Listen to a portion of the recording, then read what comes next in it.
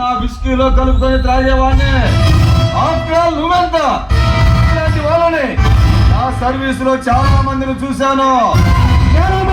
కానీ నన్ను చూడలేదుగా. ఎంత మనగాడైనా, రౌడీ అయినా, గుండె అయినా నాకు తల వంచి సలాం చేసి గులామైపోవాల్సిందే. అరే, నన్ను ఎదిరించే మనగాడు ఈ ఇండియాలోనే లేడు.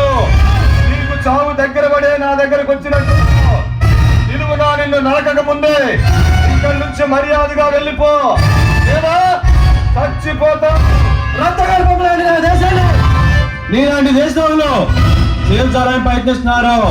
మీ ఆటలు కట్టేస్తా నా దేశాన్ని రక్షించుకుంటా. అవసరమైతే నా బ్యానర్ వేస్తా, కానీ నీకు తల వంచే ప్రసక్తే లేదు. మిస్టర్ సలీం, నువ్వు భారతం చెబితే ఇక్కడ వినడానికి ఎవడు సిద్ధంగా లేడు. అడ్డు వచ్చిన వాడిని అడ్డకి నరికి నా సింహద్వారానికి వేలాడదీయడం నా హాబీ. నీలాంటి రాక్షసులే అర్థం పట్టడానికి బరిలో దిగిన సమరసింహుణ్ణి, సలీముని. నా దేశాన్ని పరాయి దేశానికి నాగలు పెట్టకుండా నీవు నీ పార్ట్నర్షిప్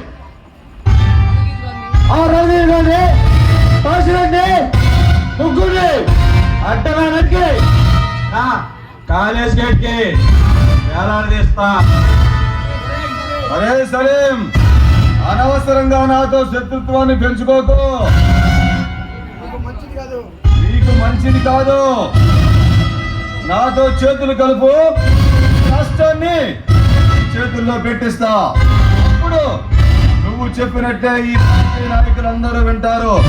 ఆ విధంగా నేను చేస్తా. అప్పుడు ఇద్దరం కలిసి ఏకఛత్రాధిపత్యంతో పాలించవచ్చు. ఏమంటావు? చేతులు కలిపితే నన్ను లీడర్ చేస్తావు, కానీ నా స్టూడెంట్ కి మోసం చేయను. మిమ్మల్ని అందరినీ సంహరించడానికి సింహం అనే ఆయుధం బయలుదేరింది. ఆ సింహం దెబ్బకి మీరంతా ఈ స్టేట్ వదిలి పారిపోతారు. కేరళతో మీరు నా హెచ్చరిక. రే సలీం, రేపు నువ్వు సూర్యోదయాన్ని చూడలేవు. ఆ తరువాత వాటి సంగతి కూడా సెట్ చేస్తా. వస్తా.